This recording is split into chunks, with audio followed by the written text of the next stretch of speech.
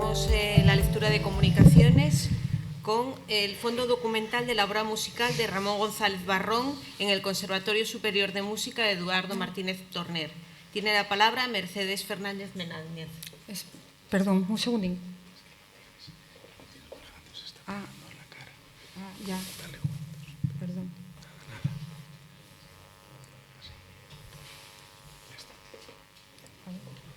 Vale, espera.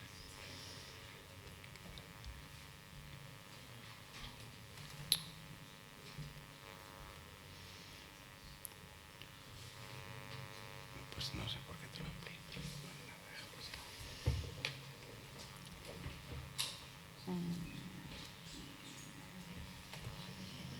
Bueno, buenas tardes. A ver si podemos empezar.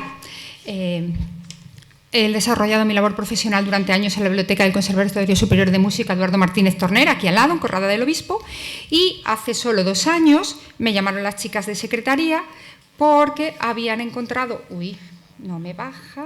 ¿Qué le pasa a esto? Habían encontrado 4 cajas escondidas, perdidas, en el archivo de secretaría, detrás de expedientes de alumnos, etcétera, y me mandaron bajar a ver qué era. Abrí las 4 cajas y descubrí un montón de partituras, su mayor parte manuscritas, de un señor que yo en ese momento no conocía, Ramón González Barrón. Me las subí a la Biblia y, como aquí os pongo, lo primero fue como el descubrimiento, ¿no? Pues vamos a ver qué hay aquí y vamos a exhumar esta documentación. Buscando el origen, pues llamé al bibliotecario anterior, que todavía pues tengo trato con él, aunque hace 20 años que se ha jubilado. Y él me dijo, ay, sí, me suena algo de un compositor que eso lo depositó don Leoncio Dieguez, del cual hablamos ayer, que habló Guillermo, hace muchos años, pero dijo que era para tenerlo aquí, pero no para catalogarlo ni inventariarlo. Entonces yo abrí y decidí seguir con el tema. Llamé a don Leoncio, hablé con él y me dijo que sí, que efectivamente, que Ramón González Barrón había sido su profesor de música y que eso eran partituras... ¿Me oís bien? Vale, que eso eran partituras compuestas por Ramón González Barrón. Me dijo que en su momento lo llevó al conservatorio pensando que bueno, que para un bien investigador o él mismo, etcétera, etcétera. Los años fueron pasando, él se jubiló, nadie más miró para ello y no estaba ni inventariado, ni estudiado, ni nada. Entonces, quedamos emplazados a que me contara más cosas, pero eso fue hace año y poco y, como todos sabemos, desafortunadamente, pues la semana que viene hará un año que don Leoncio falleció. Entonces, pues yo decidí honrar la memoria de González Barrón y honrar la memoria de don Leoncio, pues trabajando un poco este fondo documental. Lo primero, intenté averiguar algo sobre este hombre, sobre Ramón González Barrón, y me encontré pequeñas referencias de él, pero siempre la misma. Una que ya venía de los años 90, de López Calo, organista, compositor, sacerdote, nada, 3 frases. La encuentro en muchísima documentación, en muchas fuentes de información secundarias, pero poco más. Entonces, pues accedo, aquí veis, en un proceso de documentación y análisis, pues a fuentes de información, a la Biblioteca Nacional, a la Fundación Juan March, a la SGAE, a recursos en línea de todo tipo y voy intentando tener su semblanza. Bien, es que os estoy tapando yo. Bueno, nada. Entonces, ¿quién es Ramón González Barrón? Pues nace en Villanueva del Campo, Zamora, en 1897 y fallece en Madrid 90 años más tarde, lo cual no está nada mal. Y estuvo trabajando hasta el último momento. Comenzó sus estudios musicales en León, a la vez allí en León más adelante se forma como sacerdote y se traslada luego a Madrid para seguir su formación musical con músicos como el prestigioso Emilio Vega. Es considerado uno de los principales representantes del motu propio en nuestro país. Y ahora es cuando yo me pregunto, y alguno habrá aquí que se pregunte, ¿qué es el motu propio? Bueno, pues el motu propio es una corriente musical impulsada por el Papa Pío X en 1903, que, bueno, no os voy a liar mucho, pero básicamente viene a decir que últimamente la música en las iglesias parece esto un cabaret y no una iglesia, ¿vale? Entonces, ¿qué dice Pío X? Vamos a leerlo específicamente. Nada debe ocurrir en el templo que turbe, ni siquiera disminuya la piedad y la devoción de los fieles. Bla, bla, bla, bla, bla. Tal es el abuso en todo lo concerniente al canto y a la música sagrada. Entonces, el señor Pío X dice esto en 1903 y a partir de ese momento todos los músicos que se están formando en el ámbito eclesiástico o bajo sacerdocio en España y en el resto de la Europa católica, pues se guían por estas pautas. Barrón fue uno de sus mayores defensores de estas ideas, lo será toda su vida, y no solo él, hay compositores, ahí los veis tan destacados y conocidos como Guridi, Torres, Urteaga, etcétera, etcétera. Consideran que la música debe centrarse en su papel litúrgico, con un interés pedagógico, con escaso desarrollo temático, porque se centran en lo que se centran, etcétera. ¿Qué opinión mereció el motu propio? Pues hubo una opinión polarizada. En los años 80, pues la crítica dice que es inmovilista, demasiado funcional, que tiene una calidad así como dudosa. Sin embargo, nuevas corrientes musicológicas consideran que, bueno, que estos compositores están a lo que están, es cierto, pero que acercó a la población española a una música de bastante calidad y que había muchos compositores buenos. Cito un par de cosas. Tomás Marco, que todos sabemos que es uno de los grandes críticos musicales de nuestro país durante décadas, pues dijo: son muy restringidos los foros donde aún puede escucharse aquella música impulsada a instancias de la normativa de Pío X. Nos encontramos ante una generación que sacrificó su talento creador en una tarea a la postre inutilizada, madre del alma.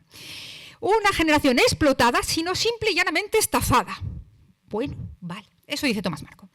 Sin embargo, otros defensores, corrientes actuales, dicen: ya hubieran querido para su obra la mayor parte de los compositores que Marco cita en su libro una difusión y un número de oyentes, si no igual, lo cual es imposible, siquiera mínimo para poder decir que sus obras consiguieron un eco social.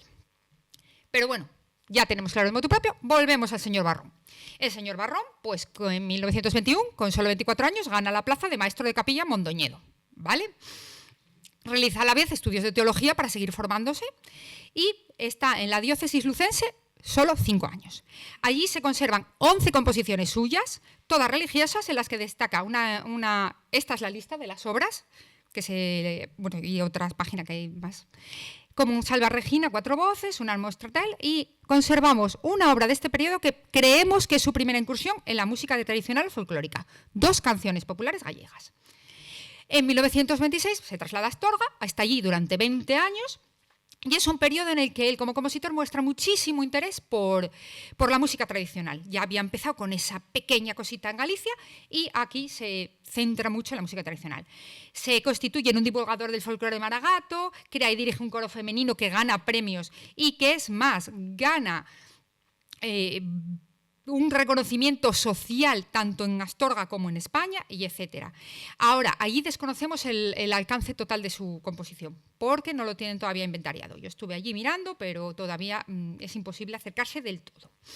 Y luego, en 1946, llega a Madrid, donde se hace cargo de la capilla de la Catedral de la Almudena, lo cual en principio es, bueno, pues ya una progresión profesional fortísima. Permanece en su cargo hasta su fallecimiento, y es el espaldarazo definitivo a su carrera eclesiástica y musical. Se coloca en ese momento en una posición inmejorable para ejercer su magisterio, para influir en otras generaciones de músicos, como será el propio don Leoncio, que traería su música, su obra y sus conocimientos aquí a Asturias, y destaca como organizador, promotor, escritor, etcétera. Organiza el Congreso Nacional de Música Sagrada en 1954, dirige durante años la revista Tesoro Sacro Musical, etcétera. Pero vamos a centrarnos en qué tengamos en el conservatorio. ¿Qué conservamos nosotros en el Conservatorio de Música? Pues hay 324 partituras. 324 partituras, la mayor parte de las cuales son manuscritas. Aunque hay algunas que son la misma obra varias veces, borradores, distintas versiones, ahora os cuento más. Es un fondo muy superior en alcance y contenido a todo lo que pulula de Barrón por el resto de España. Ni en SGAE, ni en Biblioteca Nacional, ni en Fundación Juan March, que le dio una beca, luego lo comento, y entonces tienen muchísimo fondo de él, ni todo junto alcanza esto, con lo cual creemos que estamos en un fondo verdaderamente interesante desde el punto de vista musicológico. Se centra en la música eclesiástica y en la música folclórica, ¿vale? En la música eclesiástica, pues dedica muchas obras a un patrón en concreto, pues misa en honor a Nuestra Señora de Almudena, Santa Clara, Santa Teresa, bla, bla, bla, bla, bla. Tenemos ejemplos aquí. Los ejemplos son todos inéditos del fondo que está en el conservatorio, ¿de acuerdo? Y también momentos específicos del año litúrgico, pues la misa de difuntos, la misa del Adviento y la Cuaresma. Para el ordinario, que son las partes fijas, ¿vale?, de la misa. El Kyrie, el Gloria, el Credo, aquí, ¿veis? Vale, se ve un poquito mal, lo sé, pero bueno, está manuscrito, muy interesante. Y también para el propio, el introito, gradual, ofertorio, etcétera. Bien. Características formales de sus composiciones. Pues obviamente las que hemos apuntado muy rápidamente para el motu propio. Influencia del cecilianismo tardío y academicismo musical. Cecilianismo es un movimiento musical en el que pues Pío X fue como el espaldarazo definitivo, pues la sencillez, la claridad, todas estas cosas. Uso de un sistema tonal tradicional evidente, aunque sean mayoritariamente polifónicas, y este ejemplo es un Salve Regina, que es el que habíamos fechado en Mondoñedo, su primera sede, en 1921. Está en fa mayor, está escrita para 4 voces, es un estilo fugado con alternancia de voces y demuestran la asimilación de las normas recién aprendidas. Recordemos, 24 años recién llegado. Luego, en otra misa mozárabe que tenemos muy posterior, pues muy sobria, incluso no sabiendo de música se ve ya a simple vista, con la primacía del texto, de la vocalidad, con un ámbitus reducido, el ámbitus es cuánto sube las notas, una tonalidad clara y un tratamiento silábico del texto y claridad prosódica, se canta casi como se habla. Este ejemplo me encanta porque es la misa de la Catedral de la Almudena, precisamente una de sus obras, si no su obra más conocida. Es un gran ejemplo de cómo el compositor tiene que ir, porque él es compositor, maestro de capilla y director del coro de la iglesia. Todo, ¿no? De la catedral, perdón. Entonces él tiene que ir adaptando sus composiciones a la realidad que tiene. Y la realidad que tiene es que, bueno, pues no todas las voces son estupendas, no hay voces para todo, faltan voces masculinas. Tenemos un anuncio que él puso en la puerta de, por favor, se necesitan voces masculinas para el coro, porque ya sabemos que suelen abundar más las femeninas y esas cosas. Entonces, en esta primera versión, no sé si la veis, es un coro mixto doblado, con pasajes donde vemos pueblo, coro de voces mixtas, etc. Pero luego tiene otra versión posterior, que es la misma composición, es la misma obra, pero lo tiene que ir reduciendo, solo para pueblo y coro de 3 voces. Y luego tiene que volver a reducirlo más, pueblo y solo 2 voces. Y según van pasando los años, cada vez tiene más dificultades para encontrar voces para el coro. Esto respecto a la música religiosa, que digamos que es su sustento básico porque es su razón de ser profesional, pero como decimos en Astorga le picó el gusanillo y destacó muchísimo la recuperación folclórica. Entonces, hay 3 estadios de su actividad relacionadas con el folclore. Cuando se dedica al principio solo a recopilar, o sea, escucha canciones populares y las transcribe, sin más, cuando armoniza y mete algún cambio y cuando compone nuevo, pero con influencias folclóricas. Por ejemplo, esto es un ejemplo de recopilación. Tierra de Campos, canciones populares. Bueno, estaba en Astorga, pues Tierra de Campos, también en la zona toda esta de Palencia, de Zamora, de donde es el natural, etc. Es una simple transcripción a una sola voz. Esta es otra obra un poco más compleja, ya Danza Campesina de 1933 o Un maragato en el Val, ambas con influencias armónicas y ya juega un poquitín con la modalidad. Y sigue evolucionando con 2 canciones campesinas de 1938, que ya armoniza para 3 voces, o Maragato Soy para 4 voces mixtas. Ya vamos subiendo el nivel. Este ejemplo lo hay aquí en la Biblioteca de Asturias, es una de las 2 obras originales de este autor que tenemos aquí en la Biblioteca de Asturias. No te peines, la tonalidad es en la mayor, es una tesitura cómoda y es una armonización muy escolástica, muy centrada en el coro, cómo debe de actuar. Recordemos que Marrón fue criticado no solo por Tomás Marcos, sino por otros autores, por su rigidez teórica y su desvinculación según van pasando los años de las nuevas corrientes. Y el otro ejemplo que tenemos aquí en la Biblioteca de Asturias, hay Niña de la Torre, de 1947, que tenemos ejemplo en la Biblioteca de Asturias, y tengo el manuscrito yo. Lo siento, yo como Luis XIV, la biblioteca soy yo. Tenemos el manuscrito en la Biblioteca del Conservatorio. Hay partes melismáticas en Hay Niñas de la Torre, y está dedicada al coro Santiaguín de Langreo, lo pone la dedicatoria aquí, no sé si lo veis, ¿lo leéis? Lo pone arriba. Y se cree que es una partitura primigenia. Pero también hizo otras composiciones, pues himnos a lugares, como el himno a Langreo, interesantísimo, ahí está, Viva España, como no, y el himno a Valladolid. Aquí tenemos el ejemplo del himno a Langreo, un coro unisonal y piano en reducción de orquesta, y el Viva España, que bueno, como ya veis, lo hizo en 1936 en Astorga. Otras composiciones es Asís, que es un coro de 6 voces mixtas, probablemente una de sus obras más complejas. Está basado en un poema dedicado a esta ciudad italiana que hizo María Teresa Roca de Togares. Había sido publicado en una obra de esta autora, de María Teresa Roca de Togares, y él la musicó. Entonces tenemos esa composición. Esta se publicó Esta, la que tengo, no es manuscrita, es publicada. Bueno, voy acabando, aunque no es la última diapositiva. Conclusiones. El estado del arte sobre la figura de Ramón González Barrón es paradójica. Como os digo, aparece en todos los manuales de historia de la música, pero es que incluso los más básicos, pero con una frase. Entre otros autores del motu propio destacan fulanito, menganito y Ramón González Barrón. Y lo citan un montón de veces, pero siempre con las mismas dos frases que salieron de López Calo. Nada más, nada más. Todo lo más que os he contado lo tuve que investigar yo este año.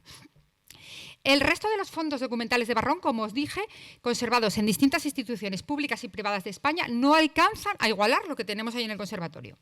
Es un ejemplo claro, este fondo, de un repositorio litúrgico funcional español de mediados del siglo XX y tiene su interés. Claro que tiene su interés. En sus obras de inspiración o recuperación folclórica se observa su afán pedagógico. No os lo conté, pero muchas de las obras manuscritas pone que suban aquí, que bajen en el otro lado, ahora entran, o sea, da indicaciones pedagógicas. Las piezas presentan una estructura formal tradicional, un lenguaje armónico conservador, orientado a la claridad textual y a la participación coral. ¿De acuerdo? Trabaja para el pueblo. Y considerado tradicionalmente como uno de los más reaccionarios compositores musicales de la generación del motu propio, y sin embargo, desde el desconocimiento absoluto, pero con el apoyo de un par de profesores de música del conservatorio que le echaron un vistazo, en las últimas obras se le ve un poquitín, no nos emocionemos, poquitín de cambio del estatismo de sus primeras posturas a cierta renovación compositiva. Y quiero acabar con la última diapositiva. Un llamamiento. Si hay algún músico luego en la sala, un fondo documental recién redescubierto, precisa investigación musicológica, con la mitad del trabajo ya hecho. Referencias en el conservatorio. Y nada más. Muchas gracias por su atención.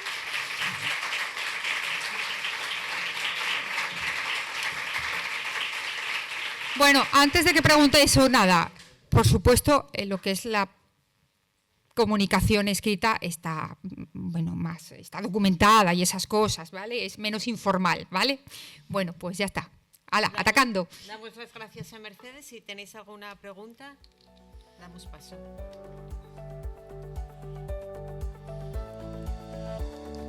Que es muy bonito, hacedme caso. Bueno, pues nada. Para cualquier cosa ya sabéis dónde estamos.